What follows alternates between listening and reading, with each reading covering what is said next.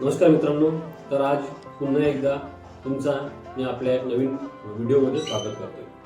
तर मित्रांनो, हा जो तुम्ही मक्याचा पाकिट बघताय हा आहे मायक्रोसीडचा सदाशिव मक्का। ह्या मक्याची जर विशेषता बघितली आपण तर हा जो मक्का आहे फक्त 110 ते 100 या दिवसामध्ये येणारा मक्का आहे। हा अशा भागासाठी मक्का आहे ज्या भागामध्ये म्हणजे पाण्याच्या कमतरता खूप कमी आहे आणि जे काही कास्तकार आहेत ज्यांना मक्का लावायचा आहे बट त्यांच्याकडे पाण्याची कमतरता आहे त्यांनी हा सदाशिव मक्का नक्की लावा। आणि त्याचबरोबर हा मक्का कमी कालावधीचा असून सुद्धा तुम्ही याच्या कणीस बघू शकता।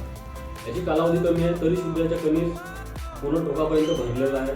त्याचबरोबर बिट्टी सुद्धा याची लहान आहे आणि याचा सुद्धा जास्त असा दाना आहे आणि सिल्वीकरण सुद्धा याचा चांगला आहे। तर अशा प्रकारे मित्रांनो, ज्या शेतकऱ्यांकडे पाण्याची कमतरता आहे तर त्यांनी हा मायक्रो सदाशिव मक्का नक्की लावा। धन्यवाद।